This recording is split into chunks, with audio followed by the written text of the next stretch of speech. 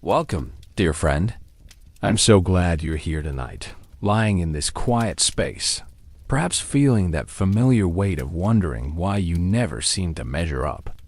Maybe you've spent the day scrolling through social media, watching other people's highlight reels, feeling that sharp pang in your chest when you see someone's promotion, their perfect vacation photos, their seemingly effortless success. Or perhaps you were in a meeting today, listening to a colleague share their achievements, and that voice in your head whispered, "They're so much better than you." You're here because you're tired. Tired of the constant measuring, the endless scorekeeping, the way your mind automatically turns every interaction into a competition you didn't sign up for. You're exhausted from that voice that says you're not smart enough, not successful enough, not creative enough, not thin enough, not happy enough. And tonight, lying here in the darkness, you deserve to understand that this isn't a character flaw you need to fix. This isn't evidence that you're broken or fundamentally lacking. What you're experiencing is deeply human, profoundly protective, and far more common than you realize. Tonight, you have permission to be exactly where you are. You have permission to feel tired of competing. You have permission to want something different. You have permission to discover that the very thing you've been fighting against might actually be trying to protect something precious within you. There's no pressure here to change anything, to fix anything, to become anyone different. Tonight is simply about understanding, about meeting this part of yourself with curiosity instead of criticism, about recognizing that your tendency to compare isn't happening because you're ungrateful or insecure or not spiritual enough. It's happening because you're human, and humans are wired for connection and belonging in ways that sometimes get tangled up in our complex modern world. So take a gentle breath. Let your body sink a little deeper into whatever is supporting you right now, and know that everything you're feeling makes perfect sense. The pattern of constant comparison touches nearly every human being on this planet, yet we experience it as our secret shame, our private failing. Research in social psychology shows us that comparison is actually a fundamental cognitive process, something psychologist Leon Festinger called social comparison theory back in the 1950s. Yes, we compare because we're trying to understand ourselves, to locate ourselves in the social landscape, to figure out if we're okay. But somewhere along the way, this natural human tendency gets hijacked. What starts as an attempt to understand and improve becomes a relentless measurement system that leaves us feeling perpetually inadequate. You might notice it happening when you walk into a room and immediately scan for who's more successful, more attractive, more confident, or when you can't celebrate your own achievements because someone else always seems to be doing better. Perhaps it shows up in the way you minimize your own struggles because others have it worse, or how you can't enjoy your own life because you're too busy keeping track of everyone else's. This isn't happening because you're competitive or shallow. The renowned researcher Brené Brown has spent decades studying shame and vulnerability, and she's found that comparison is often how we try to make sense of our worthiness. When we don't have a solid sense of our own inherent value, we look outside ourselves for reference points. We think, if I can just figure out where I stand relative to others, then I'll know if I'm okay. But here's what's fascinating. The part of you that compares is actually trying to help. It's trying to keep you safe, trying to help you belong, trying to ensure you don't fall behind or get left out. From an evolutionary perspective, being cast out from the tribe meant death. So this vigilant part of your mind that keeps track of social hierarchies, that notices where you rank, that pushes you to be better, faster, more successful, this part believes it's protecting your survival. The problem is that in our modern world, this protective mechanism has nowhere to rest. Social media gives us access to thousands of people's curated lives. We're comparing ourselves not just to our immediate community, But to influencers, celebrities, the person from high school who seems to have it all figured out, the comparison never ends because the data stream never stops. And underneath it all, there's often a deep longing that gets lost in the measuring. A longing to feel seen, to feel valuable, to know that you matter exactly as you are. The comparing mind thinks it can achieve this by helping you climb higher on some imaginary ladder. But what it actually does is keep you focused outside yourself, disconnected from your own inner knowing, your own unique gifts, your own worthiness that exists completely independent of anyone else's achievements or failures. Tonight, we're going to explore this pattern not as something to eliminate, but as something to understand. We're going to meet the part of you that compares with compassion, recognizing that it developed as a way to help you navigate a complex social world. And we're going to gently begin to show this part of yourself that there might be other ways to feel safe, other ways to know your worth, other ways to belong that don't require constant measurement against others. This isn't about never noticing what others accomplish or being inspired by others' success. Healthy comparison can motivate us and help us grow. This is about freeing yourself from the exhausting cycle of using others as the primary measure of your own worth. It's about coming home to yourself in a way that feels both grounding and liberating. As we begin to explore this together, I want you to know that we're going to move slowly, gently, like walking through a garden at dusk. There's no rush here, no timeline you need to meet, no transformation you need to achieve by morning. In fact, one of the most healing things about tonight is that for these next precious minutes, you're not in competition with anyone, including the version of yourself that you think you should be. Take a moment to notice how it feels to not be measuring yourself right now, to not be wondering how you're doing compared to anyone else, to just be here, in this moment, breathing softly, letting your nervous system settle into the rhythm of simply being rather than performing, or achieving or improving. If your mind starts to wander to tomorrow's to-do list, or to someone posted online, or to that colleague who seems to have everything figured out, that's completely normal. Gently bring your attention back to the sound of these words, to the sensation of being supported by whatever you're lying on, to the simple miracle of air moving in and out of your lungs. Tonight, we're creating a sacred pause from the endless measuring. We're stepping off the comparison treadmill not by force, but by invitation.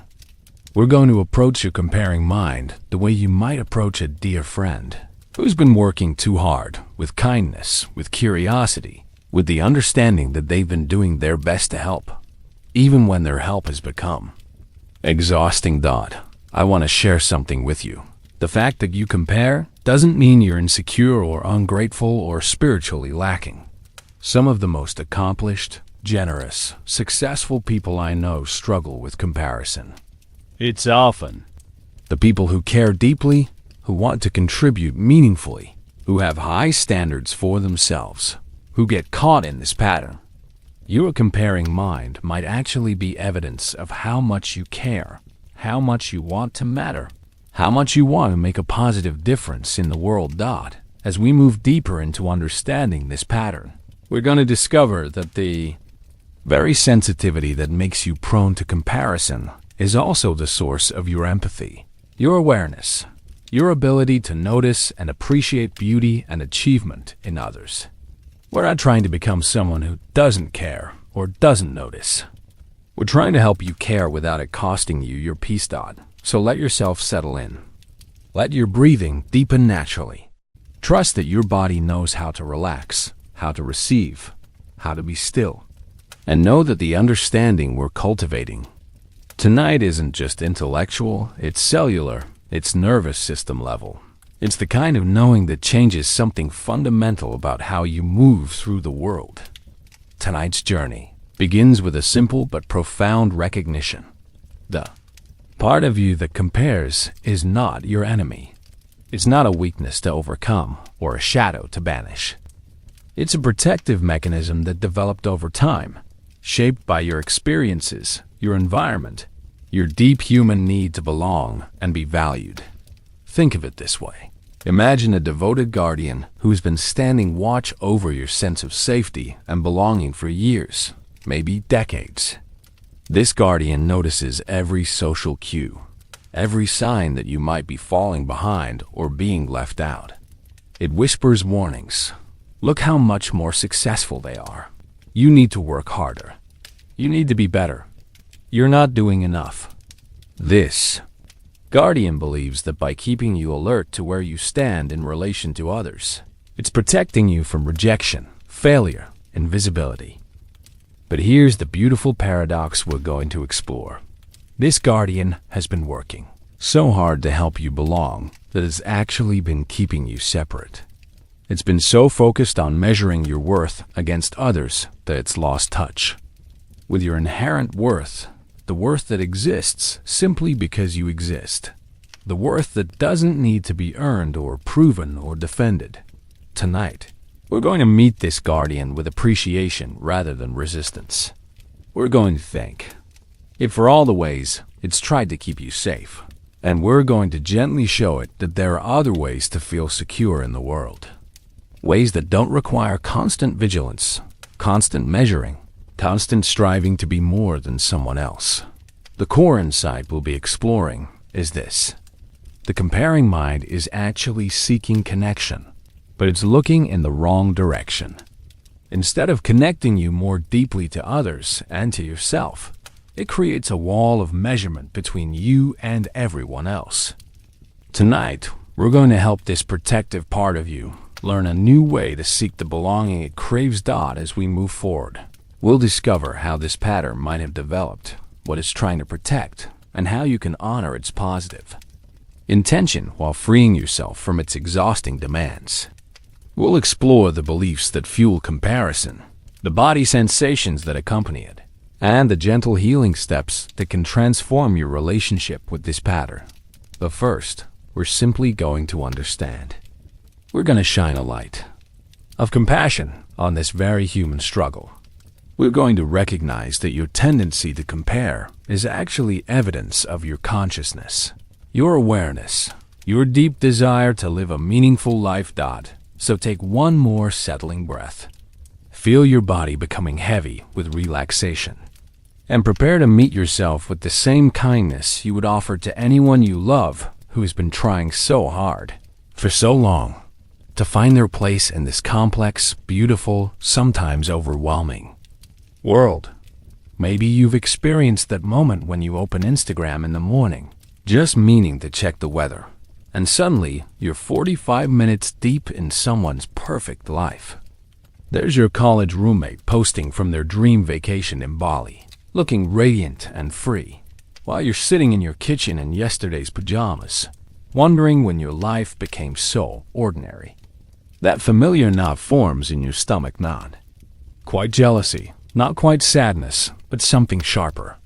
That voice that whispers, everyone else has figured out how to live, and you're still just surviving. Or perhaps you know the particular pain of professional comparison. You're in a team meeting, and a colleague shares their latest achievement, a project that went perfectly, recognition from leadership, a promotion they earned through what seems like effortless competence. And even as you smile and offer congratulations, something inside you shrinks. You think about your own work, your own struggles, your own mistakes, and wonder why everything feels so much harder for you. Why do they make it look so easy when you're working twice as hard just to keep up? Maybe it's more intimate than that. Maybe it's sitting at a dinner party, listening to friends talk about their children's accomplishments, their partner's thoughtfulness, their family's adventures, and feeling like you're watching life through glass. Everyone else seems to have received some instruction manual for happiness that somehow never made it to your mailbox. They know how to be content with what they have, how to celebrate without comparing, how to show up in their lives with confidence and ease. Or perhaps you recognize that moment of scrolling through LinkedIn, watching former classmates celebrate new jobs, speaking engagements, book deals, and feeling like you're falling further and further behind in a race you didn't even know you'd entered. You wonder if you missed some crucial window of opportunity, if there was a moment when everyone else learned how to network, how to sell themselves, how to turn their potential into visible success. This might show up more subtly too. Maybe you're scrolling through home renovation accounts, comparing your lived-in space to their magazine-perfect rooms, feeling ashamed of your mismatched furniture and the corner where you pile things that don't have a proper place. Or watching fitness influencers whose morning routine includes meditation, green smoothies, and a workout that would leave you exhausted, while you celebrate managing to brush your teeth before your first meeting. The comparison doesn't discriminate. It can strike when you're looking at someone's relationship, their parenting, their artistic abilities, their apparent emotional stability, their ability to keep plants alive, their clear skin, their social ease, their financial security, their spiritual practice, their organization skills, their cooking, their confidence in photos, their travel experiences, their educational achievements, their creative output, their community involvement. What makes this particularly painful is how automatic it becomes. You don't decide to compare, it just happens. Your mind has become a scanning device, constantly measuring, constantly calculating where you stand in relation to everyone else. And the conclusion is almost always the same. Not enough, not there yet, not measuring up. But here's what's fascinating about this pattern. It's not actually about the other people. The person posting beautiful vacation photos isn't trying to make you feel inadequate. The colleague sharing their success isn't attempting to diminish your achievements. The friend talking about their happy relationship isn't trying to highlight what's missing in your life. They're simply living their lives, sharing their experiences, celebrating their moments. The comparison is happening inside you, generated by a part of your mind that has learned to use other people as measuring sticks for your own worth. And this part developed this strategy for a reason. Maybe you grew up in an environment where love felt conditional on achievement. Maybe you learned early that attention went to the highest performers, the most successful, the ones who stood out. Maybe you absorbed the message that your value was determined by how you stacked up against others. This comparing mind might have helped you excel in school, push yourself in your career, strive for improvement. But somewhere along the way, it stopped being a tool for growth and became a prison of perpetual inadequacy. Instead of motivating you, it began exhausting you. Instead of helping you improve, it made everything feel like evidence of your insufficiency. And the cruelest part is how this pattern isolates you. When you're constantly measuring yourself against others, you can't really connect with them. You can't celebrate their joy because it triggers your sense of lack. You can't share your own struggles because you're too busy performing adequacy. You can't be present in relationships because part of your mind is always calculating, always comparing, always keeping score. This is why you might feel lonely even when surrounded by people. This is why success doesn't seem to quiet the comparing voice. It just finds new people to measure yourself against. This is why no amount of achievement feels like enough, because the goalposts keep moving. The competition never ends. The measuring never stops. But tonight, lying here in the darkness, you have the opportunity to step off this exhausting treadmill. Not by becoming someone who doesn't care about growth or achievement, but by discovering that your worth isn't determined by how you compare to anyone else. Your worth is inherent, unchanging, completely independent of anyone else's success or failure, happiness, or struggle. Let me tell you about a gardener named River, who lived in a valley surrounded by the most beautiful gardens you could imagine. River had always loved growing things, had always felt most at home with hands in soil, watching seeds transform into something magnificent. But River's garden was different from the others in the valley, and this difference had begun to consume every waking moment. River would wake each morning and Instead of greeting the sunrise with gratitude for another day to tend and nurture, would immediately look across the valley to see what the other gardeners had accomplished. There was Maya, whose rose garden burst with blooms so perfect they looked like they belonged in a fairy tale. Her roses were prize winners, featured in gardening magazines, visited by people from neighboring valleys who came just to witness their beauty. Then there was Cedar, whose vegetable garden produced bounty that seemed impossible.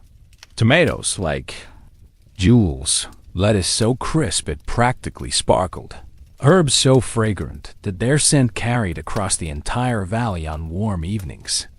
Cedar seemed to have magical hands, able to coax abundance from even the most stubborn soil.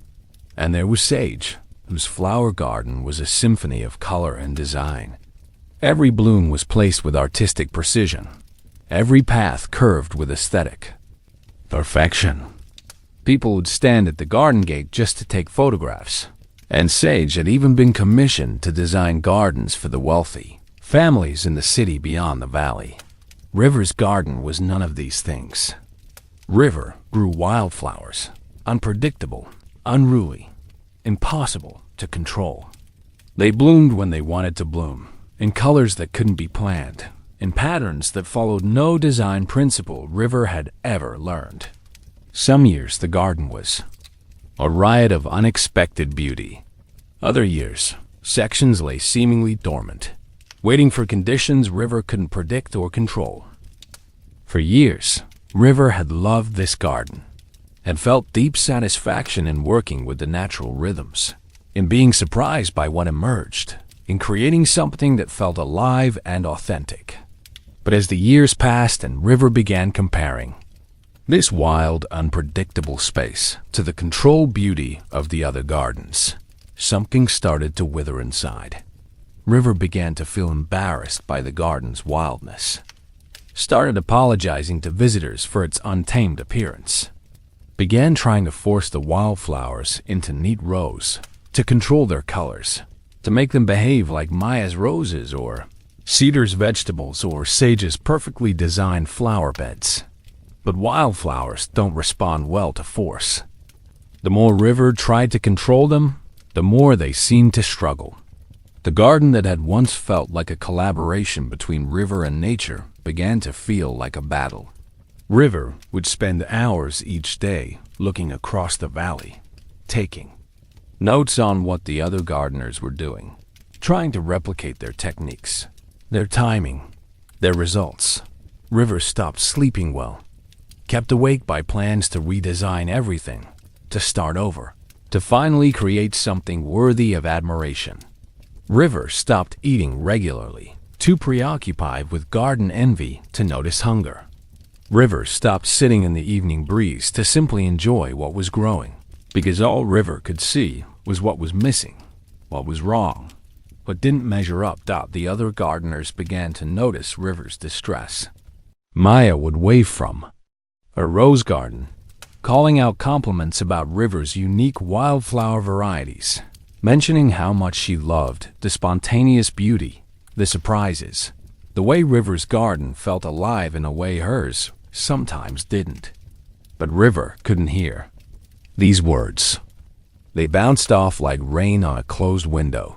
Cedar would often walk by and comment on how much the local butterflies and bees loved River's garden, how it seemed to support the ecosystem in ways the more controlled gardens couldn't match. But River was too busy studying Cedar's perfect vegetables to notice the clouds of butterflies that filled the wildflower space each afternoon. Sage would sometimes stop and sketch in River's garden, mentioning how the natural, unplanned beauty inspired new ideas, how the authentic wildness created feelings that perfectly designed spaces sometimes couldn't evoke. But River was too busy playing how to reorganize everything to notice what Sage was actually saying. One evening, as River sat exhausted from another day of trying to force wildflowers into submission, an old woman appeared at the garden gate. She introduced herself as the village's first gardener, the one who had planted the original seeds that had grown into all the valley gardens. "I'd been watching you," she said gently, "and I've been wanting to tell you something. I gave each gardener in this valley different seeds, different gifts, different purposes. Maya's roses bring people joy through their perfection and fragrance. Cedar's vegetables nourish the community with their abundance. Sage's designs bring beauty through artistic arrangement." She paused, looking across River's struggling wildflower garden. "But you, dear River, I gave you the seeds of spontaneity, of natural rhythm, of authentic beauty that can't be controlled or replicated. Your garden is meant to be wild. It's meant to surprise. It's meant to show people what it looks like when we work with nature instead of trying to control it." River began to protest, to explain about the mess, the unpredictability, the way nothing ever looked like it should. But the old woman held up a weathered hand. "Do you know why I planted wildflowers here?" she asked. "Because this valley was getting too perfect, too controlled, too planned. People were forgetting what authentic beauty looked like. They were losing touch with the rhythms of nature, with the beauty of things that grow according to their own inner wisdom rather than human design." She walked into the garden, touching plants that River had been ready to replace. "Your garden teaches people about acceptance, about working with what is instead of forcing what isn't. It shows them that beauty doesn't always look like what we expect, that some of the most magnificent things in life can't be planned or controlled." River felt something shift, like a tight fist in the chest slowly opening. "But it's so messy," River whispered. "So unpredictable. So unlike everyone else's." The old woman smiled. "Yes," she said. "That's exactly the point. You've been trying to turn your wildflowers into roses, your authentic gift into someone else's purpose. You've been so busy looking at other gardens that you forgot to tend your own with love." As the old woman walked away, River sat in the garden as darkness fell. For the first time in years, instead of looking across the valley at the other gardens, River really looked at this wild, unruly space. And slowly, River began to see what had always been there. The way the afternoon light caught the tall grasses, the incredible variety of colors that emerged without planning, the butterflies and bees that made this garden their home, the visitors who came not for perfection, but for the feeling of aliveness that only wildness can provide. River realized that the garden had never been broken. River's perception had been broken, filtered through constant comparison, distorted by the belief that value could only be measured against others rather than appreciated for its own unique gifts. From that night forward, River began to tend the wildflower garden with curiosity instead of criticism, with appreciation instead of apology, with presence instead of comparison. And the garden, sensing this shift in energy, began to bloom in ways that were even more beautiful than River had ever imagined possible. As we settle deeper into understanding, let's explore the beliefs that fuel this endless comparing. These aren't conscious thoughts you've chosen, but rather deep assumptions that formed over time, often so early and so quietly that they feel like facts about reality, rather than stories you learn to tell yourself. The first belief that often drives comparison is this: my worth is determined by how I measure up to others. This belief feels so natural, so obvious that you might not even recognize it as a belief at all. It seems like simple logic. Of course, your value is relative. Of course, you need to know where you stand. Of course, the way to determine if you're doing well is to look at how everyone else is doing. But pause for a moment and feel into this belief. Notice how it shows up in your daily life. Maybe it's the way you can't enjoy your own home until you've mentally compared it to your friends' homes. The way a compliment on your work feels hollow if you know someone else received a bigger compliment. The way your own achievements feel meaningless if someone else achieves something similar but bigger, faster, more impressively. This belief manifests in countless small moments. You post a photo and immediately start checking how many likes it gets relative to your usual posts, relative to what your friends typically receive. You get a raise, and instead of celebrating, you wonder if it's as much as your colleague got.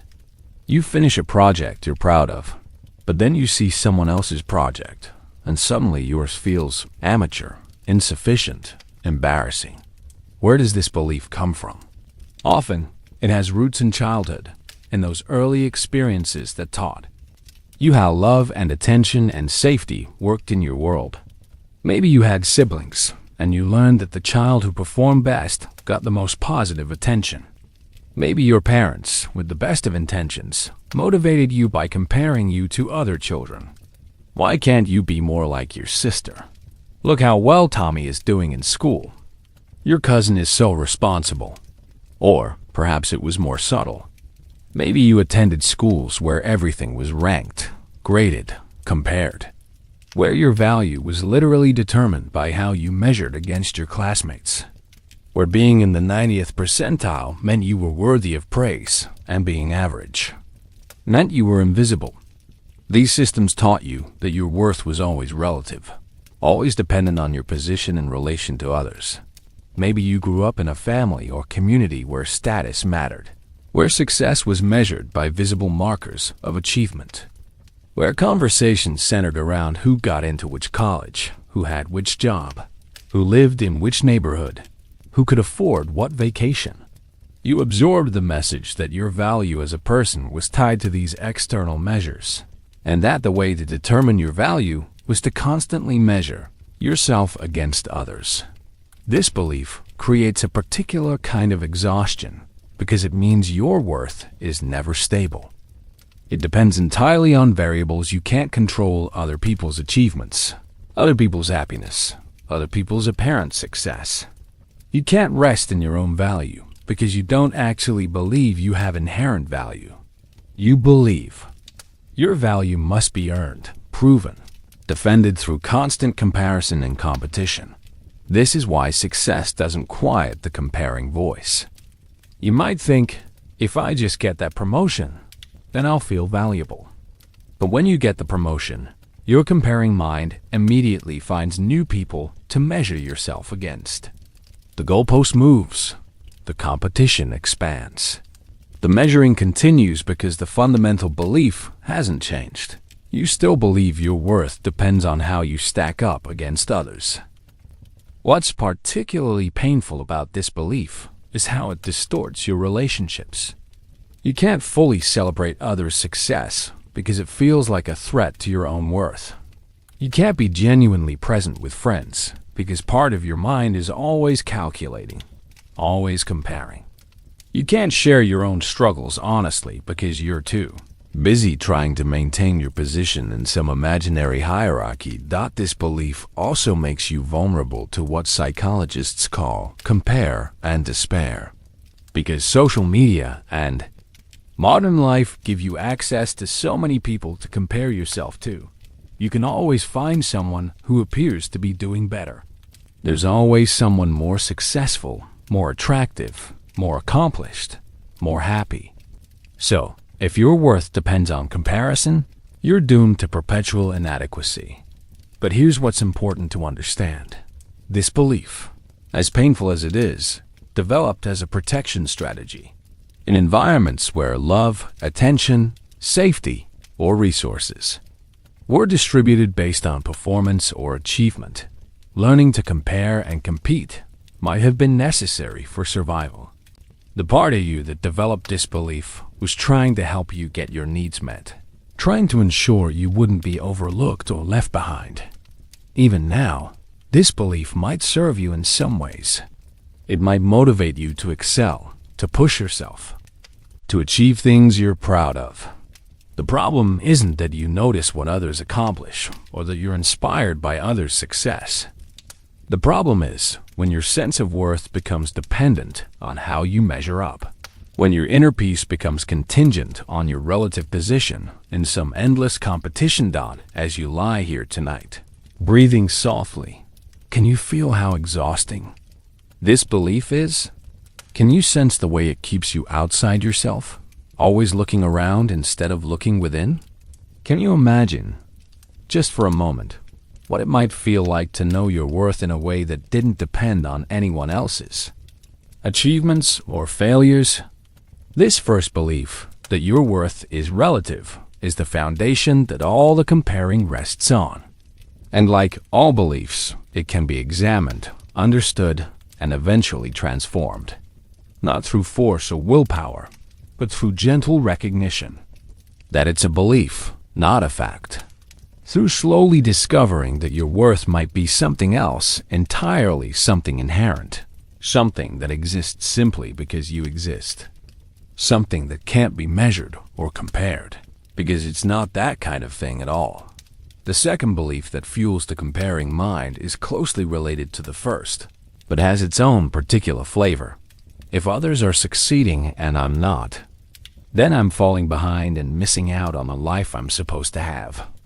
This belief creates a sense of urgency, a feeling that life is a race with a finish line you can't see, and everyone else somehow got a head start.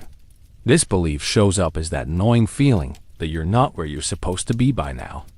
That by your age, you should have achieved certain things, reached certain milestones, figured out certain aspects of life. It shows up when you scroll through social media and feel like everyone else is living the life you thought you'd be living. They have the relationship you want, the career you dreamed of, the adventures you plan to have, the inner peace you've been seeking. You might recognize this belief in the way you feel when former classmates announce engagements while you're still navigating dating, or when colleagues your age get promoted while you're still figuring out what you actually want to do with your career, or when friends buy houses while you're still paying off student loans, or when people you know seem to have found their passion, their purpose, their path, while you're still searching, still experimenting, still feeling uncertain about your direction. This belief creates a particular kind of anxiety because it suggests that life operates on a timeline and you're behind schedule. It implies that there's a correct pace for human development, a proper sequence of achievements, a right way to live that everyone else has figured out except you. It makes every choice feel urgent because you're trying to catch up to some imaginary standard of where you should be. Where does this belief originate?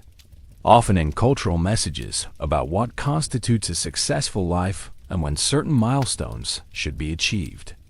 Our society is obsessed with timelines. Graduate by 22, find your career by 25, be married by 30, buy a house by 35, have children before 40.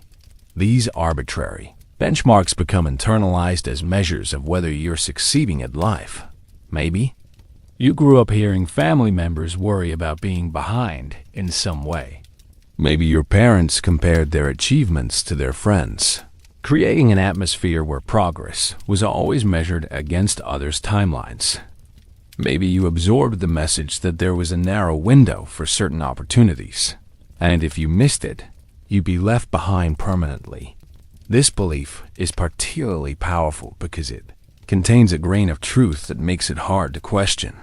Some opportunities do have timing elements. Some windows do close. Some paths are easier to start when you're younger. But the belief takes this partial truth and expands it into a totalizing anxiety about constantly being behind, constantly missing out, constantly failing to keep up with life's imaginary schedule. Social media amplifies this belief tremendously because it gives you constant access to other people's highlight reels, their announcements, their celebrations. You see the engagement photos, but not the years of loneliness that preceded them. You see the dream job announcement, but not the rejection letters and career confusion that came before. You see the beautiful vacation, but not the financial stress or relationship tension that might exist behind the scenes. This belief creates what psychologists call compare and despair, but with a specifically temporal element. It's not just that others are doing better. It's that they're doing better and you're running out of time to catch up. It makes you feel like you're falling further and further behind in a race you didn't choose to enter. toward a finish line you're not sure you even want to cross. The anxiety this belief creates can be paralyzing. You might find yourself constantly researching what you should be doing, consuming self-help content about productivity and goal setting and life optimization, trying to find the magic formula that will help you catch up. Or you might find yourself making decisions based on timeline anxiety rather than what actually feels right for your unique path. This belief can make you rush through experiences instead of fully living them. You might feel pressure to check off milestones, get the degree, get the job, get the relationship, get the house, without taking time to consider whether these things actually align with your values, your interests, your authentic desires. You're so focused on keeping up that you lose touch with where you actually want to go. What's particularly cruel about this belief is how it can rob you of presence. Instead of being fully engaged with your current life, you're constantly measuring it against where you think you should be. Instead of appreciating the relationships you have, you're worried about the ones you don't have yet. Instead of enjoying the work you're doing, you're anxious about the career you haven't built yet. But here's what this belief misses. Human development doesn't follow a universal timeline. People bloom at different rates, in different seasons, in different ways. Some people find their life partner at 20, others at 50. Some people discover their calling early. Others reinvent themselves multiple times. Some people follow linear paths. Others take winding routes that lead to unexpected destinations. Your path is not supposed to look like anyone else's path. Your timeline is not supposed to match anyone else's timeline. The life you're living is not a rough draft of the life you're supposed to have. It is your life, unfolding in its own rhythm, at its own pace, according to its own wisdom. This second belief, like the first, developed as a protection strategy. In a culture that values productivity, achievement, and visible progress, learning to worry about keeping up might have helped you stay motivated, stay focused, stay moving forward. But when this protective concern becomes a constant source of anxiety, when it makes you feel perpetually behind and inadequate, it's no longer serving you.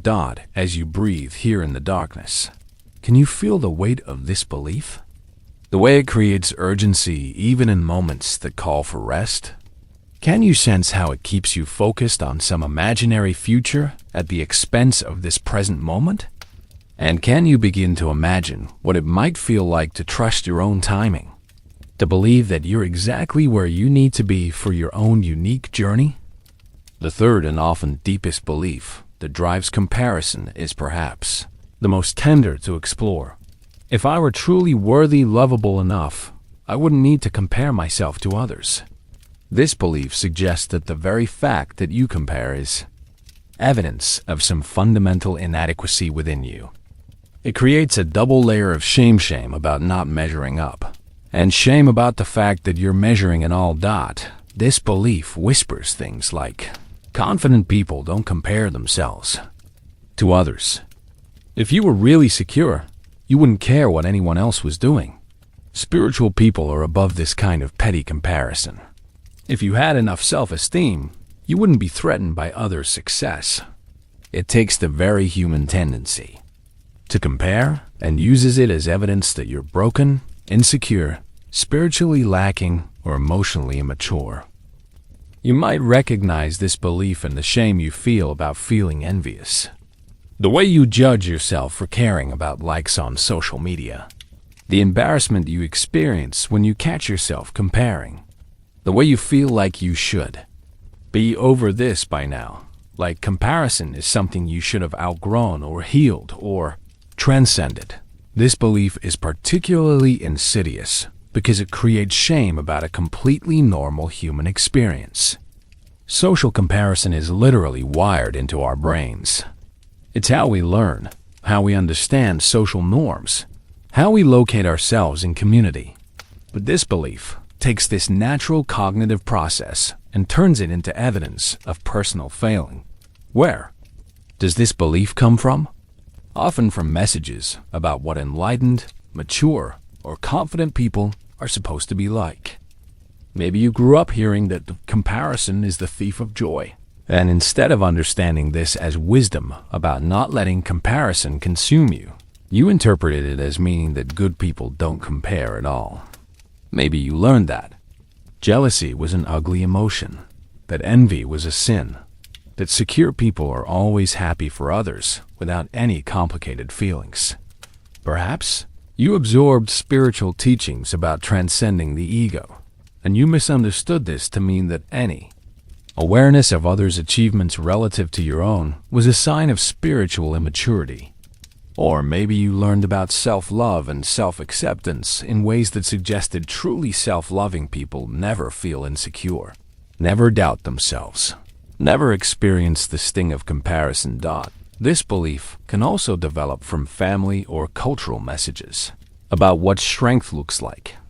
Maybe you grew up hearing that you should be happy with what you have, that comparing was ungrateful or selfish. Maybe you learned that confident people don't let others affect them, that secure people are islands unto themselves, uninfluenced by their social environment. The cruel irony of this belief is that it actually perpetuates the comparison cycle.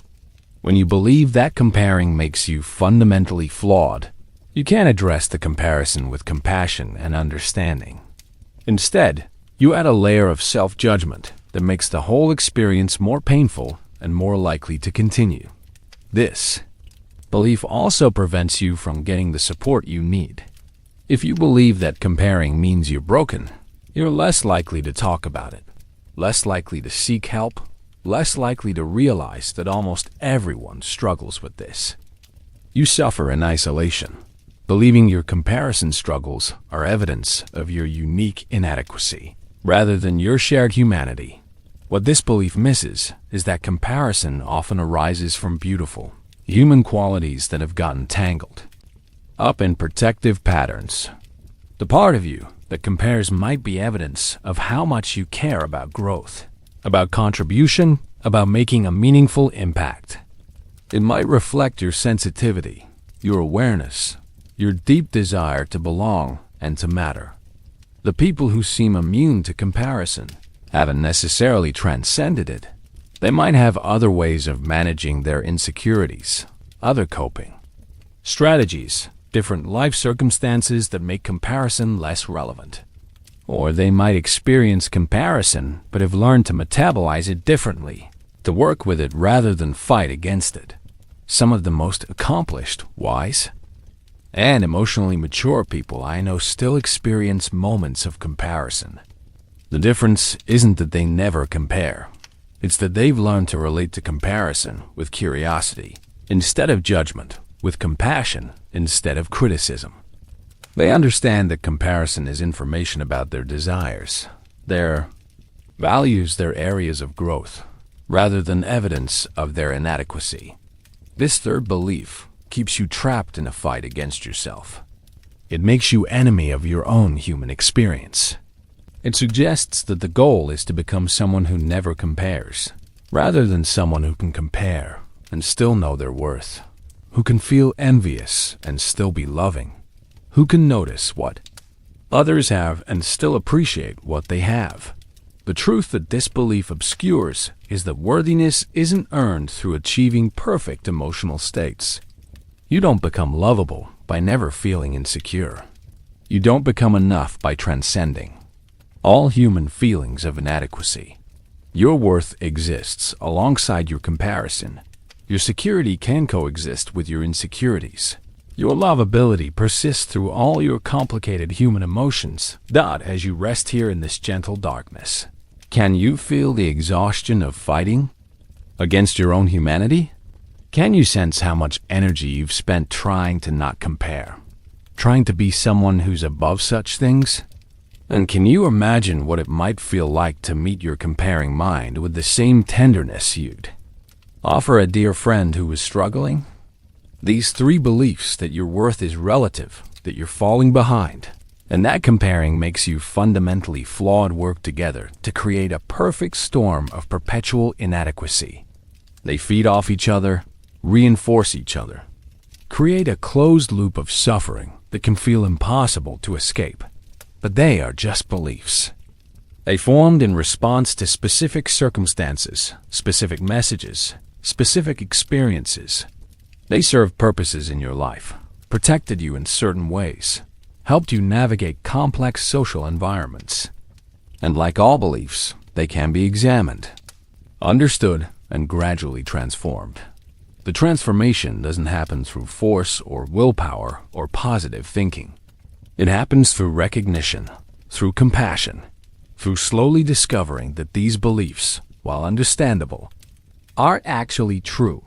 Through gradually learning that your worth is inherent, that your timing is perfect, and that your humanity, including your tendency to compare, is not a flaw to fix, but a facet of yourself to embrace with understanding that the first phase of healing begins not with changing anything, but with simply noticing.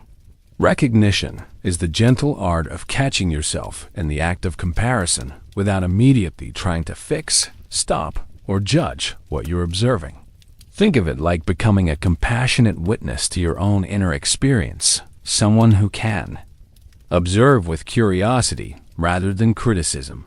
This recognition phase requires what psychologists call mindful awareness, the ability to step back slightly from your experience and notice what's happening without being completely swept away by it. Is the difference between being caught in the comparison storm and being able to observe. Oh, I'm comparing myself right now. You might begin to notice the physical sensations that accompany comparison. Maybe it's a tightening in your chest when you see someone's promotion announcement. Perhaps it's a sinking feeling in your stomach when you scroll through vacation photos. Maybe it's tension in your shoulders when you're in a group setting where you feel like everyone else is more confident, more successful, more together than you are. Notice the thoughts that arise. They're so much further ahead than me. I should have accomplished that by now. Everyone else seems to have figured out what I'm still struggling with. I'm falling behind. I'm not good enough. These thoughts might feel like facts, but in the recognition phase, you're simply observing them as mental events, like clouds passing through the sky of your awareness. Pay attention to the triggers that activate comparison. Maybe it's certain times of day when you're more vulnerable, tired evenings, when you're scrolling social media, or lonely Sunday afternoons when everyone else seems to be doing something wonderful. Maybe it's specific situations like professional, networking events, social gatherings, or family dinners where achievements and life updates are shared. Notice the people or types of content that most consistently trigger comparison for you. Is it colleagues in your field? Former classmates? People who seem to have the lifestyle you want? Influencers who appear to have perfect lives? Creative people whose work you admire? There's no judgment here, just gentle observation of what your comparing mind finds most activating. Observe the aftermath of comparison episodes. How do you feel in your body afterward? What thoughts follow? Do you feel motivated or deflated? Do you want to hide or push harder? Do you feel disconnected from others or more aware of your loneliness?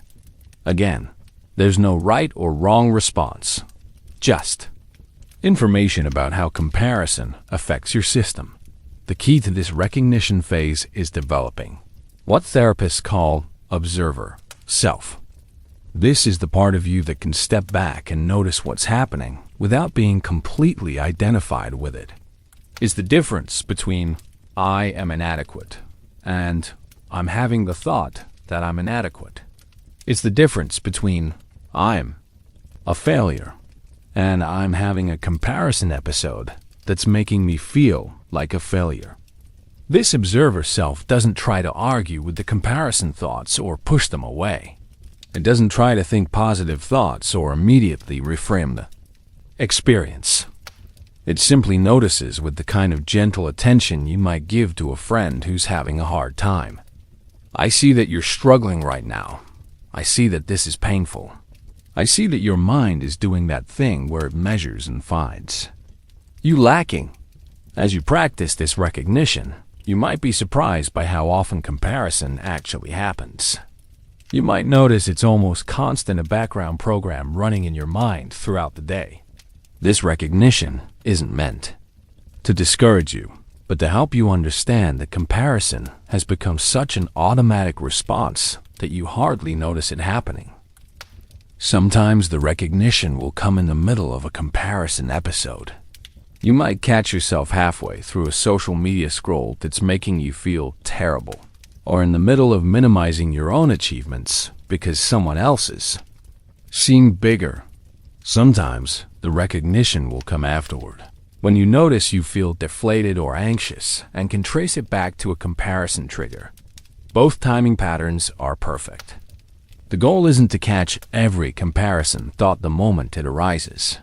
The goal is to gradually build your capacity to recognize this pattern when it happens, to become familiar with how it shows up in your unique system, to develop a compassionate relationship with this very human tendency. Remember, the comparison itself isn't the problem.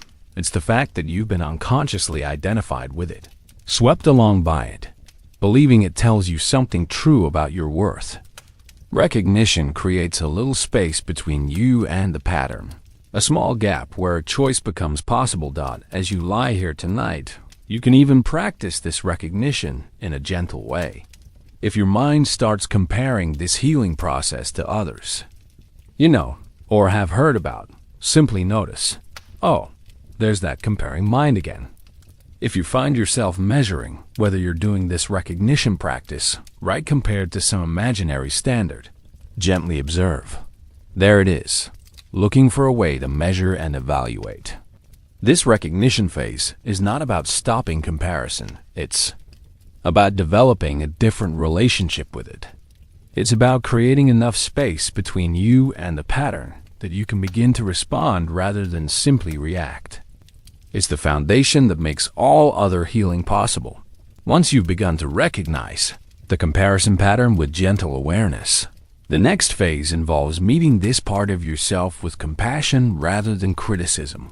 This might be the most radical aspect of healing comparison.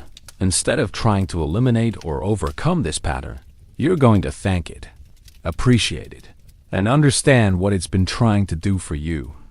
Imagine that the part of you that compares is like a devoted assistant who's been working tirelessly to keep you safe, motivated, and connected to your community.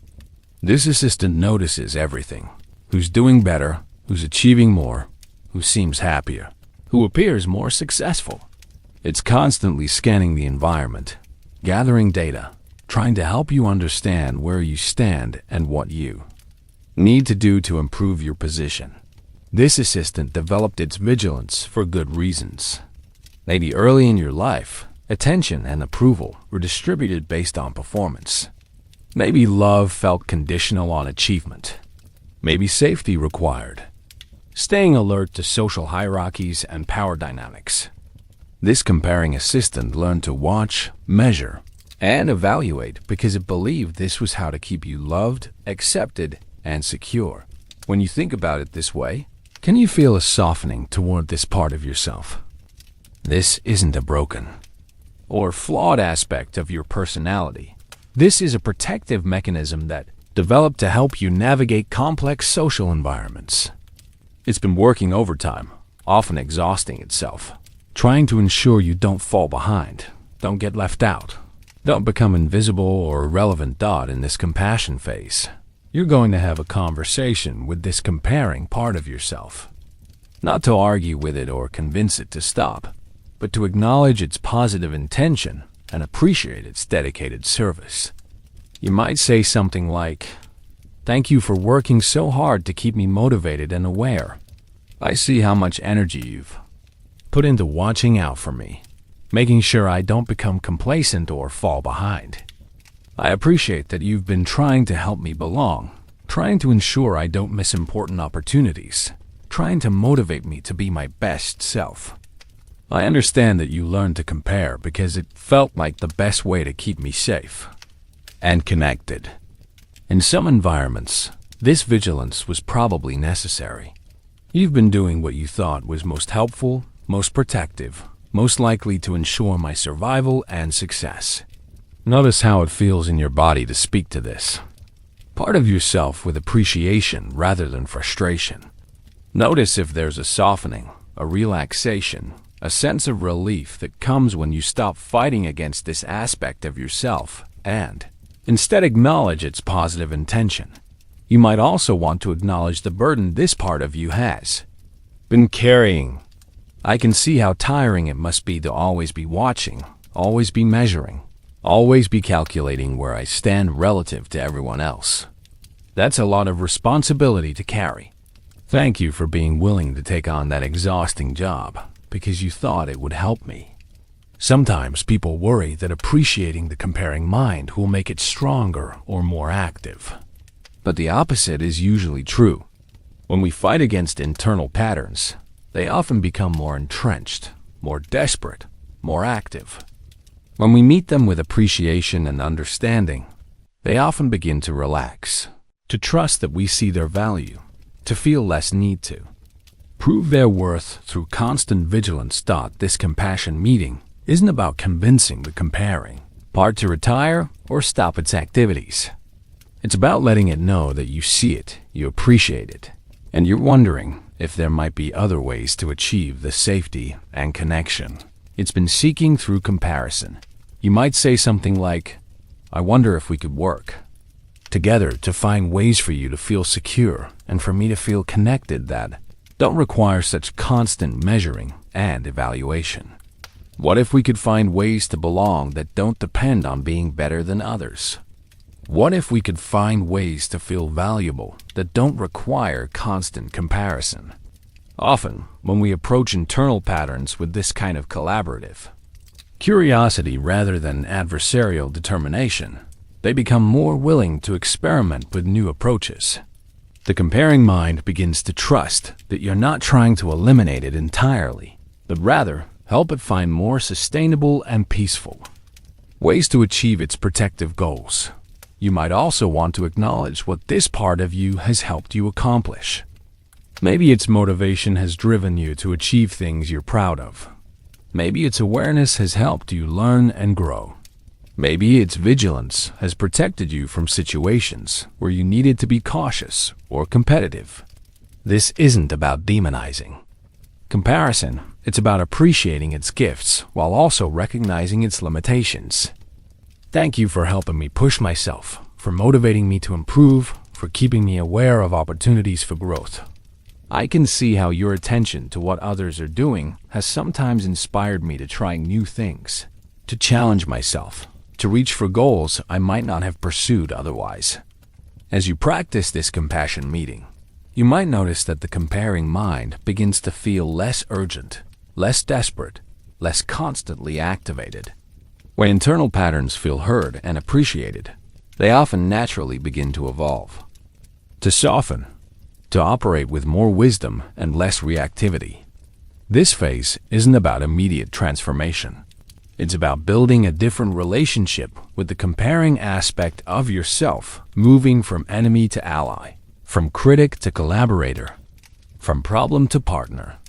It's about creating an internal environment where all parts of yourself feel valued and understood, even the parts that have been causing you distress. Remember, this comparing part of you developed during times when you needed protection, motivation, or guidance about how to belong. It's been doing its best with the tools and information it had available. Meeting it with compassion honors both its positive intention and your own capacity for internal kindness. As you lie here in the gentle darkness, can you feel into this possibility? Can you sense what it might be like to thank rather than fight? The parts of yourself that have been struggling? Can you imagine the relief that might come when all aspects of yourself feel welcomed rather than rejected? This compassion meeting is not a one-time conversation, but an ongoing relationship. As you continue to notice comparison arising, you can continue to meet it with this appreciative awareness, continuing to build trust between your conscious self and this protective part of your psyche. The third phase of healing involves beginning to integrate new ways of relating to yourself and others. not through forcing change, but through gentle experimentation with small, sustainable shifts. Integration is like learning a new language.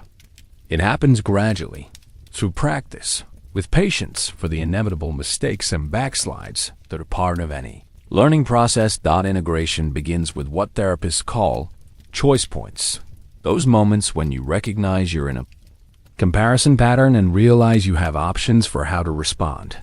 These choice points might be tiny at first. Maybe it's the moment you notice you're comparing yourself to someone's social media post, and instead of immediately scrolling to find more evidence of your inadequacy, you pause for a breath. Or perhaps it's recognizing that you're in a conversation where you feel triggered by someone's achievements, and instead of immediately minimizing your own accomplishments or feeling defensive, you take a moment to appreciate both their success and your own journey. These aren't dramatic transformations. They're small moments of consciousness where you can choose to respond differently. One of the most powerful integration practices is what we might call comparison aikido, using the energy of comparison to redirect your attention toward your own values and desires rather than external measurements. When you notice yourself comparing, instead of fighting the comparison or judging yourself for having it, you can ask, what is this comparison telling me about what I value? What does my reaction reveal about what matters to me? If you find yourself envious of someone's career success, the comparison might be showing you that professional growth is important to you. If you feel triggered by someone's relationship, it might be highlighting your own desire for partnership. If someone's creative work makes you feel inadequate, it might be pointing toward your own unexpressed creative longings. The comparison becomes information about your authentic desires rather than evidence of your inadequacy. Another integration practice involves experimenting with appreciative comparison, noticing what others accomplish and allowing it to expand your sense of what's possible rather than contract your sense of what you lack. Instead of, they're so much better than me, you might practice thinking, how wonderful that humans can create, achieve, experience such things. Instead of, I'll never be able to do that, you might experiment with, I'm inspired by what's possible. This doesn't mean forcing yourself to feel happy about things that trigger insecurity. It means gently experimenting with different perspectives when you feel resourced enough to do so. Some days you won't be able to access appreciation, and that's perfectly normal. Integration isn't about becoming someone who never feels envious or competitive. It's about having more options for how to respond when these feelings arise. Physical integration is equally important. Comparison often manifests as contraction in the body, tightened chest, clenched jaw, shallow breathing, hunched shoulders. Part of integration involves learning to recognize these physical patterns and gently invite expansion. When you notice comparison arising, you might take a deeper breath, soften your shoulders, place a hand on your heart, or simply stretch your arms wide. These physical practices help shift your nervous system out of the contracted state that comparison often creates. They're not meant to eliminate the comparison thoughts, but to help your body remember that you're safe, that you have space, that you don't need to brace against the world in quite the same way. Integration also involves gradually rebuilding your relationship with your own accomplishments and qualities. The comparing mind has probably taught you to minimize your achievements, to focus on what you lack rather than what you have, to see your qualities as insufficient rather than valuable. Healing involves slowly learning to appreciate your own gifts without needing them to be better than anyone else's gifts. This might start with very small practices. Maybe it's writing down 3 things you accomplished each day, no matter how minor. Maybe it's allowing yourself to feel proud of something without immediately thinking of someone who did it better. Maybe it's sharing good news without preemptively diminishing it with comparisons to others. Achievements. One powerful integration practice is learning to celebrate others genuinely while simultaneously appreciating your own path. This isn't about forced positivity or pretending you don't feel envious when you do. It's about gradually expanding your capacity to hold multiple truths. You can feel happy for someone else's success and disappointed about your own circumstances. You can appreciate someone's achievements and still value your own different gifts. You can feel inspired by others and content with your own pace. Integration often involves grieving as well. As you begin to see comparison differently, you might feel sadness about how much energy you've spent measuring yourself against others. You might grieve the years you couldn't fully enjoy your own life because you were too focused on everyone else's. You might feel regret about opportunities you missed because you were paralyzed by comparison anxiety. This grief is part of healing. It's your psyche processing the cost of the comparison pattern while also preparing to relate to yourself differently. Allow this sadness when it arises. It's evidence that you're growing, that you're beginning to value your own experience enough to feel sad about the times you couldn't fully inhabit it. Remember that integration is not linear. You'll have days when you feel free from comparison and days when it feels overwhelming again. You'll have moments of deep self-appreciation followed by periods of intense comparison anxiety. This isn't evidence that you're failing at healing. It's evidence that you're human, that your psyche is processing complex patterns that developed over many years. Integration happens in layers, in spirals, in waves. Each time you return to old patterns, you return with slightly more awareness, slightly more choice, slightly more compassion for yourself. Each time you practice new responses, you're building neural pathways that will eventually make these responses more automatic. As you rest here tonight, can you feel into the possibility of this gentler way of being with yourself? Can you imagine what it might be like to use comparison as information rather than evaluation, to appreciate others without diminishing yourself, to measure your life by your own values rather than external standards? This integration phase is where the real transformation happens, not through dramatic breakthroughs, but through countless small moments of choosing connection over comparison, appreciation over evaluation, presence over measuring. It's where you gradually become someone who can notice what others accomplish without it threatening your own sense of worth. Someone who can celebrate both your own gifts and others' gifts without feeling like there's not enough room for everyone to shine. True healing from comparison patterns isn't just a mental or emotional process. It's a whole body transformation that involves your nervous system, your breath, your posture, and the very way you inhabit your physical being. Your body holds the memory of every comparison wound, every moment of feeling less than, every contraction that happened when you measured yourself against others and found yourself lacking. When comparison arises, it creates a specific constellation of physical responses. You might notice your breath becoming shallow, your chest tightening, your shoulders rising toward your ears. There might be a sinking sensation in your stomach, a clenching in your jaw, or a feeling of smallness that makes you want to curl inward. These aren't just side effects of comparison. They're integral parts of the pattern, body memories that reinforce the psychological experience of inadequacy. Body-based healing begins with developing what somatic therapists call interoceptive awareness, the ability to sense and track what's happening inside your body moment by moment. This isn't about analyzing or interpreting these sensations, but simply noticing them with curiosity and kindness. When you feel comparison arising, you might pause and ask, what is my body experiencing right now? Where do I feel tension? How is my breathing? What is my posture communicating? Often, you'll discover that your body contracts into a protective posture when comparison strikes. This contraction makes evolutionary sense if you're under threat. Your nervous system prepares for defense by tightening muscles, shortening breath, and drawing inward. But comparison activates this same threat response even when there's no actual danger, leaving you chronically braced against an imaginary enemy. One of the most powerful body-based healing practices is conscious expansion when you notice comparison. Contraction. This doesn't mean forcing yourself to relax or pretending you don't feel triggered.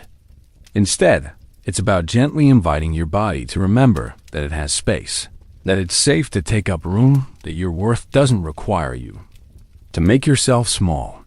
You might practice this by taking a slow, deep breath when you notice comparison arising. Let your ribcage expand, your shoulders drop away from your ears, your spine lengthen slightly. Feel your feet on the ground if you're standing, or your body supported by whatever you're sitting or lying on. This isn't about changing your thoughts. It's about giving your nervous system information that you're safe, that you have space, that you don't need to contract against the world. Another powerful practice involves what we might call boundaries through breath. Often, comparison makes us feel like other people's achievements or happiness is somehow taking something away from us, like there's not enough success or joy to go around. Conscious breathing can help you reconnect with your own energetic boundaries, your own space, your own inherent completeness. You might imagine that each inhale is drawing your energy back to yourself, gathering up all the attention you've been scattering toward other people's lives and achievements. Each exhale might release the sense that you need to be anything other than what you are right now. This breathing practice helps you remember that you are a complete being with your own gifts, your own path, your own inherent worth that doesn't depend on comparison with anyone else. Movement can also be profoundly healing for comparison patterns. The comparing mind often keeps you stuck in your head, analyzing and measuring and calculating. Gentle movement, whether it's stretching, walking, dancing, or simply changing positions, can help you drop back into your body, back into the present moment, back into the immediate reality of your own physical experience. You might experiment with movements that feel expansive when you notice comparison contraction. Reach your arms overhead, open your chest, take up space. This isn't about forcing positivity or pretending you feel confident when you don't. It's about giving your body permission to inhabit its full space, to remember that it belongs here, that it has every right to exist and take up room in the world. Touch can also be deeply healing. When comparison strikes, you might place a hand on your heart, on your belly, or wherever you feel the contraction most strongly. This gentle touch sends signals to your nervous system that you're not alone, that you're worthy of care and comfort, that someone, you, is present to witness and soothe your distress. The nervous system responds powerfully to self-touch because it activates what researchers call the caregiving system, the same neurological pathways that are activated when someone else offers comfort. Your body doesn't distinguish between comfort from others and comfort from yourself at the nervous system level. Both activate parasympathetic responses that promote healing and integration. You might also explore what somatic therapists call resourcing, identifying places in your body that feel stable, peaceful, or pleasant, even when you're experiencing comparison distress.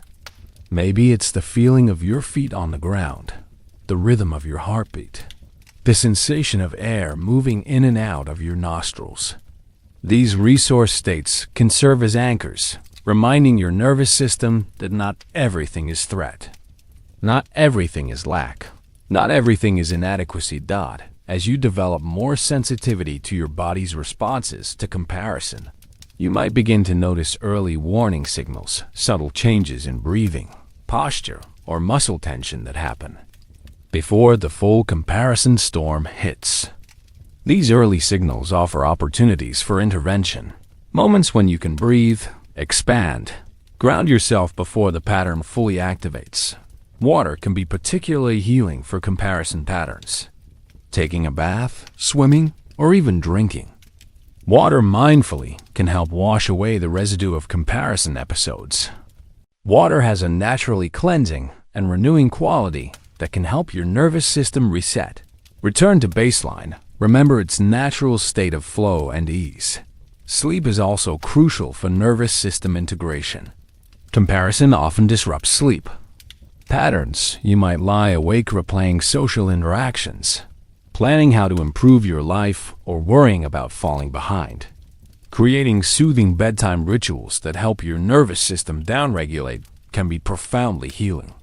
This might include gentle stretching, warm baths, breathing practices, or simply placing your hands on your body in a comforting way. Remember that body-based healing happens gradually, layer by layer, breath by breath. Your nervous system has been conditioned to respond to perceived social threats with contraction and vigilance. Learning new responses takes time, repetition, and enormous patience with yourself. Some days your body will feel open and expansive. Other days, it will feel contracted and defensive. Both are part of the healing process. As you lie here tonight, can you feel into your body's wisdom? Can you notice any areas where you might be holding comparison tension and breathe a little? Space into those places? Can you send appreciation to your nervous system for all the ways it's been trying to protect you, even when that protection became a prison? Your body is not just a vessel for your mind. It's an intelligent, responsive system that holds tremendous wisdom about healing, integration, and wholeness. Learning to work with your body as an ally in transforming comparison patterns opens up possibilities for healing that thinking alone cannot access. As you begin to heal your relationship with comparison, you'll likely notice that your relationships with others start to shift in subtle but significant ways. This isn't because you're changing other people, but because you're changing the energy you bring to relationships, the way you listen, the way you respond, and the way you show up in social interactions. One of the first changes you might notice is that you become a safer person for others to share good news with.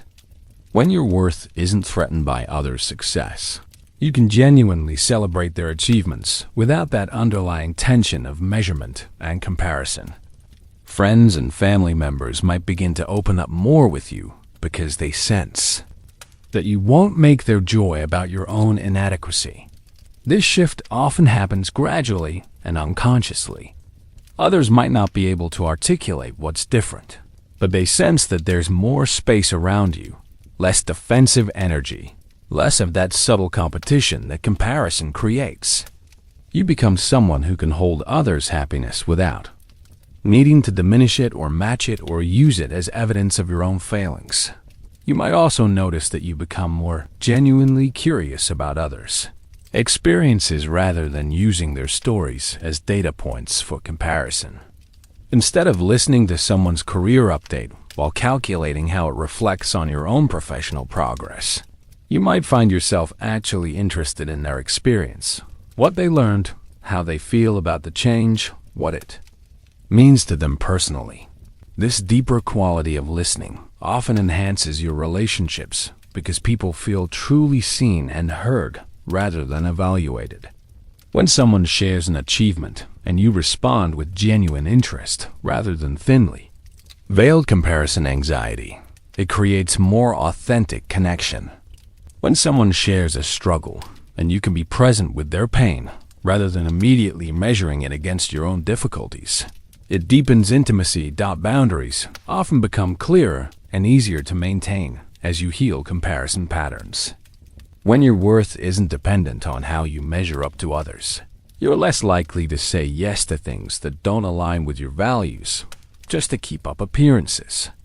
You might find yourself more willing to disappoint others if it means staying true to your own needs and priorities. This can initially feel uncomfortable, especially if your comparison patterns developed as a way to ensure belonging and acceptance. You might worry that saying no, setting limits, or being authentic about your capabilities will lead to rejection. But often the opposite happens when you show up more authentically. You attract relationships that are based on genuine compatibility rather than performance or image management. You might also notice changes in how you handle others' comparison. Behavior. When friends or family members compare themselves to you or to others in your presence, you might find yourself responding with more compassion and less reactivity. Instead of feeling triggered by their comparisons or rushing to reassure them, you might be able to hold space for their struggle while maintaining your own emotional equilibrium. Sometimes, this means gently redirecting conversations that have become comparison marathons. You might find yourself saying things like, "It sounds like you're being really hard on yourself," or, "I wonder what it would be like to appreciate your own path instead of measuring it against others." These interventions come from a place of care rather than judgment, and they often help shift the energy of social interactions in healing directions. Social media interactions often transform as you develop a healthier relationship with comparison. You might find yourself posting and sharing from a more authentic place, rather than trying to curate an image that competes with others. You might spend less time scrolling through feeds that trigger comparison and more time engaging with content that genuinely interests or inspires you. When you do encounter triggering content, you might notice that you can scroll past it without the same degree of emotional disruption. Or if you do feel triggered, you might be able to recognize it as information about your own desires or insecurities rather than evidence of your inadequacy. This shift often makes social media feel less like a battlefield and more like what it's meant to be, a way to stay connected with people you care about. Family dynamics can be particularly interesting to navigate as you heal comparison patterns, especially if comparison was a significant feature of your family system growing up. You might find yourself less reactive to family members who compare their achievements to yours, or who use comparison as a way to motivate or criticize. You might also find yourself less likely to engage in competitive dynamics during family gatherings.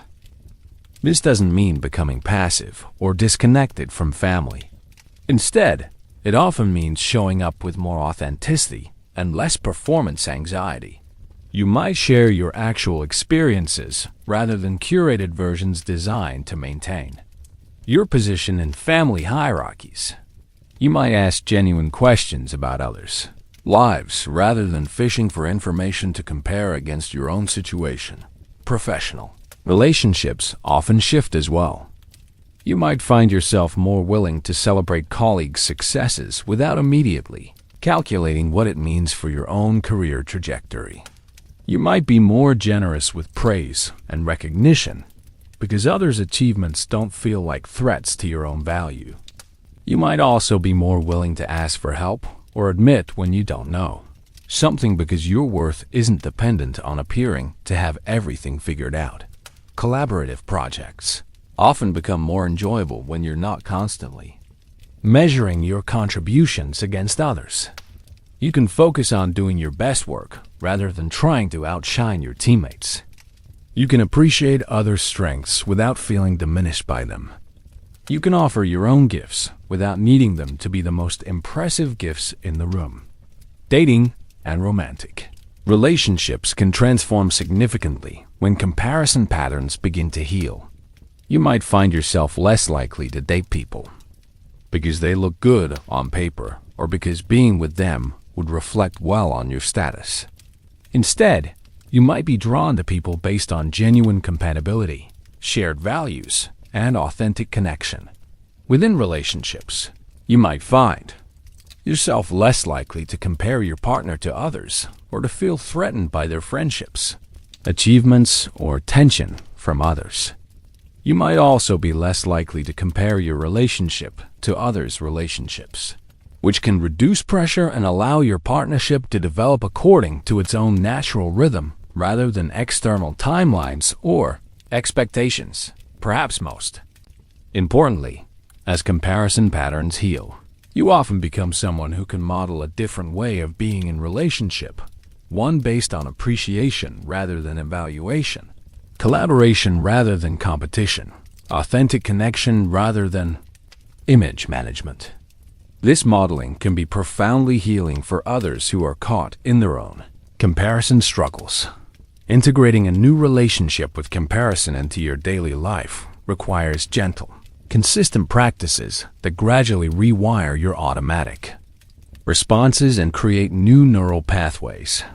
This isn't about perfection or dramatic transformation, but about small, sustainable shifts that accumulate over time to create meaningful change in how you experience yourself and the world around you. Morning practices can be particularly powerful for setting a different tone for the day. Instead of immediately reaching for your phone and potentially encountering comparison triggers, you might begin your day with a few minutes of connecting to your own body, your own breath, your own intentions. This could be as simple as placing your hands on your heart when you wake up and appreciating that you have another day to practice being yourself without needing to be anyone else. Morning appreciation practice can help ground you in your own experience before you encounter external stimuli. You might take a moment to appreciate 3 things about your life, your body, your capabilities, or your environment, not because they're better than anyone else's, but simply because they're yours. This practice helps train your brain to notice what's working rather than immediately scanning for what's missing or inadequate. Setting daily intentions around comparison can also be helpful. Not intentions to never compare, which would be unrealistic, but intentions about how you want to respond when comparison arises. You might set an intention to be curious rather than critical when you notice comparison thoughts, or to take a breath before scrolling social media, or to appreciate one thing about your own path whenever you catch yourself measuring it against someone else's. Throughout the day, you can practice what we might call mindful transitions. These are moments when you pause between activities, check in with your body and mind, and consciously choose how you want to approach the next part of your day. Before opening social media, before entering a social situation, before checking email, these transition moments offer opportunities to ground yourself in your own worth before encountering potential comparison triggers. When you do encounter comparison triggers during the day, you can practice what therapists call surfing the wave rather than being swept away by it.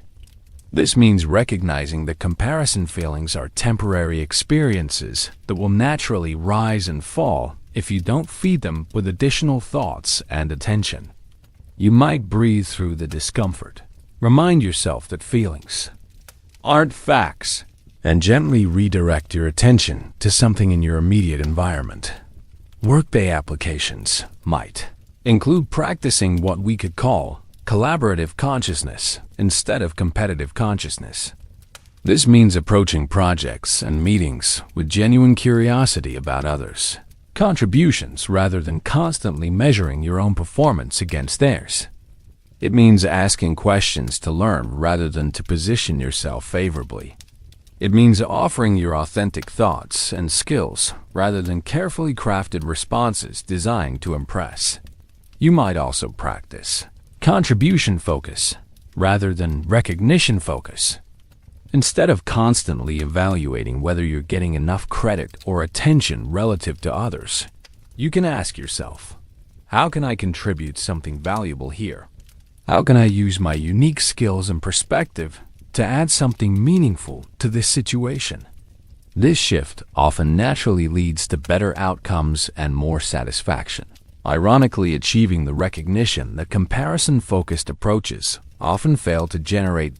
Evening practices can help you process the day's comparison experiences with compassion rather than judgment. You might take a few minutes before bed to acknowledge moments when comparison arose. Appreciate how you handled those moments and set gentle intentions for tomorrow. This isn't about analyzing every comparison thought or trying to perfect your responses, but about maintaining a kind and aware relationship with your own growth process. A simple evening practice might involve appreciating 3 things you accomplished that day, no matter how small, without comparing them to what anyone else accomplished. Or reflecting on one moment when you were genuinely present, rather than measuring or evaluating. or acknowledging one way you showed up authentically rather than performing for others. Approval.social media applications require particular attention, since these platforms are designed to trigger comparison and evaluation. You might experiment with intentional consumption, consciously choosing what content you engage with rather than mindlessly scrolling. This could mean following accounts that inspire you without triggering inadequacy, unfollowing accounts that consistently make you feel worse about yourself, or setting specific times for social media use rather than turning to it as a default activity. When posting your own content, you might practice sharing from a place of authentic expression rather than image management. This doesn't mean oversharing or being inappropriate, but rather asking yourself, am I sharing this because it genuinely reflects my experience or because I want to create a certain impression? Am I posting this to connect with others or to compete with them? Shopping and consumption patterns often change as comparison patterns heal. You might find yourself less driven to purchase things because others have them or because you think they'll elevate your status relative to others. Instead, you might become more discerning about what you actually need, want, and value, independent of how these choices position you socially. Exercise and health practices can shift from comparison-driven to body-wisdom-driven. Instead of working out because you don't measure up to fitness influencers or dietary standards, you might exercise because it feels good, because it helps you connect with your body, because it supports your overall well-being. This often leads to more sustainable and enjoyable health practices because they're driven by self-care rather than self-improvement anxiety. Decision-making often becomes clearer when it's not constantly filtered through comparison concerns. Career choices, relationship decisions, living situations, creative projects, all of these can be evaluated based on your own values, interests, and circumstances rather than how they'll appear to others or how they measure against others' choices. Might practice asking yourself, what do I actually want here? Separate from what I think I should want based on what others are doing. What feels authentic to my own path rather than what looks impressive from the outside? What aligns with my own values rather than what might elevate my social position? Learning and growth activities can become more intrinsically motivated. Instead of learning skills or pursuing education to keep up with others or to position yourself competitively, you might choose growth opportunities based on genuine curiosity, personal interest, or alignment with your authentic goals. Financial practices often shift as well. Instead of spending money to maintain appearances or keep up with others' lifestyles, you might make financial decisions based on your own values, priorities, and long-term well-being. This often leads to more satisfaction and less financial stress because your spending aligns with what you actually care about rather than external expectations. The key to daily life. Application is gentleness and consistency rather than perfection and intensity. Small, regular practices are more sustainable and effective than dramatic attempts at transformation. Each moment, you choose awareness over automaticity. Each time you respond to comparison with curiosity rather than criticism. Each instance, when you appreciate your own path rather than measuring it against others. All of these moments accumulate to create meaningful change in how you experience life. Remember that integration is not linear. Some days you'll feel free from comparison concerns. Other days they'll feel overwhelming. Some situations will be easy to navigate with your new awareness. Others will trigger old patterns despite your best intentions. This fluctuation is completely normal and doesn't indicate failure. It indicates that you're human, learning, growing, and gradually developing new ways of being in the world. As we come to the close of this journey together, let's take a moment to weave together the threads of understanding we've explored tonight. You've been so present, so open to examining one of the most tender aspects of human experience, this comparing mind that has been both companion and tormentor. Protector and prison keeper. Tonight, you've discovered that the part of you that compares isn't a character flaw to eliminate, but a protective mechanism that developed to help you navigate a complex social world. You've seen how this guardian part of your mind learned to measure and evaluate as a way to ensure safety, belonging, and love. And you've begun to understand that healing doesn't come through fighting this part of yourself, but through meeting it with the compassion and appreciation it has always deserved. The beliefs we explored, that your worth is relative, that you're falling behind some invisible timeline, that comparing makes you fundamentally flawed, these aren't truths about reality. They're stories that formed in response to specific experiences, specific environments, specific messages about how love and acceptance work in the world. And like all stories, they can be rewritten, not through force, but through the gentle light of understanding and self-compassion. You've learned that recognition is the first gift you can offer to your comparing mind.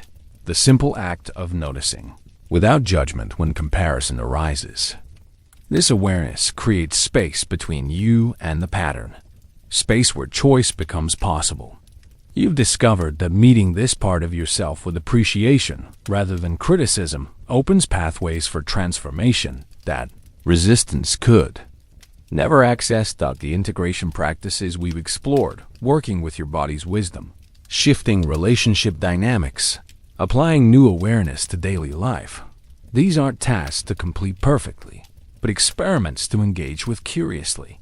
Each time you choose awareness over automaticity, each moment you respond to comparison with curiosity rather than criticism, you're rewiring patterns that may have been active for decades. Remember that your tendency to compare often comes from beautiful qualities that have gotten tangled in protective strategies. Your sensitivity, your awareness, your deep desire to contribute meaningfully to the world. These are gifts, not flaws. The comparing mind developed as a way to channel these gifts, to ensure they were recognized and valued. As you heal, you're not losing these qualities. You're freeing them to express themselves in ways that serve your highest good rather than exhausting your spirit. You are not broken. Dear friend, you are not behind schedule in your life. You are not failing at being human because you sometimes feel inadequate when comparing yourself to others. You are having a completely normal response to living in a world that has forgotten how to recognize inherent worth. A world that has confused measurement with meaning, achievement with value, external validation with internal peace. Your path is not supposed to look like anyone else's path. Your timeline is not supposed to match anyone else's timeline. Your gifts are not supposed to be identical to anyone else's gifts. You are not a rough draft of someone else. You are an original, unrepeatable expression of consciousness having a human experience. And there has never been and will never be another you. The comparing mind will likely continue to arise from time to time, and that's perfectly normal. But now you have tools, understanding, and most importantly, a different relationship with this aspect of yourself. You can meet comparison with curiosity instead of criticism. You can use it as information about your desires rather than evidence of your inadequacy. You can appreciate both your own gifts and others' gifts without feeling like there's not enough room for everyone to shine. Tonight, you've remembered something that perhaps you knew as a very young child, before the world taught you to measure and compare. You are valuable simply because you exist. Your worth doesn't need to be earned or proven or defended. It doesn't depend on your achievements, your status, your appearance, your productivity, or how you measure up to anyone else. It exists simply because you are here, breathing, aware, capable of love and growth and contribution in ways that are uniquely yours. This inherent worth has been with you all along, waiting patiently beneath the noise of comparison for you to remember it again. It's been there through every achievement and every failure, every moment of confidence and every episode of self-doubt. every success, and every struggle. It's your birthright, your foundation, your unshakable truth dot as you continue to practice. Relating to yourself and others from this place of inherent worth, you'll likely find that life becomes less effortful, less anxious, more connected, more joyful.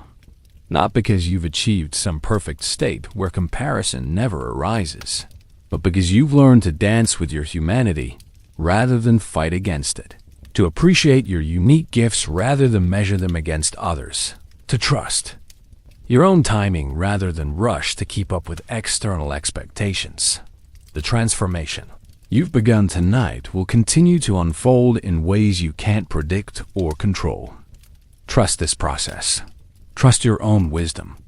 Trust that you have everything you need within you to navigate this beautiful, complex, sometimes overwhelming experience of being human. Now, as your conscious mind begins to release its hold on the day's thoughts and concerns, let yourself sink even deeper into the soft embrace of rest. Your body knows how to sleep, how to heal, how to integrate all the understanding you've received tonight at a cellular level, in the quiet spaces between thoughts where true transformation occurs. Feel yourself settling more completely into whatever is supporting you right now. Notice how your body naturally becomes heavier as you allow yourself to be held, to be supported, to rest in the trust that you don't need to do anything, prove anything, or become anything other than what you already are in this moment. Your nervous system is beginning to shift into its natural state of restoration and renewal. The comparing mind, that devoted guardian that has worked so hard for so long, can finally rest knowing that you see it, appreciate it, and understand its positive intention. It no longer needs to maintain such vigilant watch because you've remembered your inherent worth, your unshakable value that exists completely independent of any measurement or comparison. As you breathe softly, let each exhale release any remaining tension from the day's comparing thoughts. Let go of any lingering worry about where you stand relative to others. Release any anxiety about timelines or achievement or keeping up. Allow your body to remember its natural state of peace, the deep knowing that you belong here exactly as you are. Feel your heart beating in its own perfect rhythm, not trying to sync with anyone else's pace, not competing with any other heart, simply following its own ancient wisdom about how to sustain life, how to pump love and oxygen through your system, how to keep you alive and present for another day of your unique human experience. Your breath is flowing in its own natural pattern, not concerned with how anyone else breathes, not measuring itself against any standard of perfection, simply responding to your body's needs moment by moment, caring for you with effortless devotion, sustaining you without any need for recognition or praise. Notice how peaceful it feels to simply be yourself in this moment, without any need to be more impressive, more accomplished, more anything than what you are right now. Feel the relief of not performing, not measuring, not evaluating, just being, just breathing, just existing in your own skin, in your own life, on your own path. Let yourself feel gratitude for all the ways you've grown, all the challenges you've navigated, all the love you've given and received, all the beauty you've witnessed and created.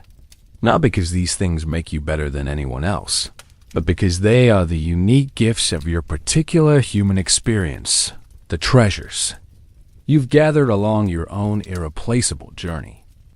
As sleep begins to call to you more strongly, imagine that the comparing mind is settling into rest alongside you, no longer needing to keep watch, no longer requiring constant vigilance.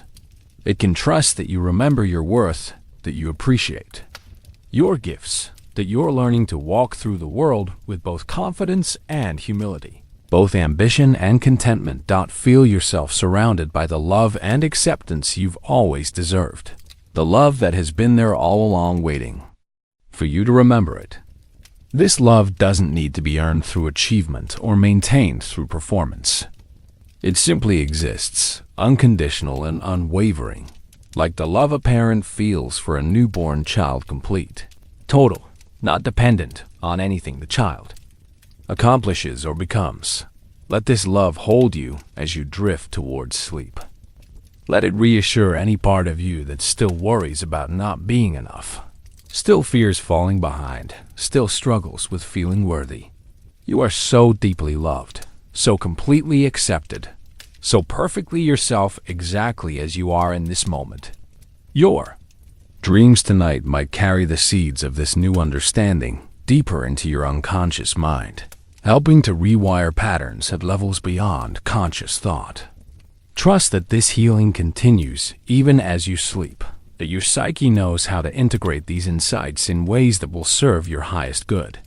If you wake during the night, remember that you can return to this feeling of inherent worth, this knowing that you belong exactly as you are.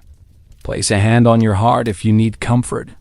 Take a gentle breath if you need grounding. Remind yourself that your value doesn't depend on anything external, anything measurable, anything comparative.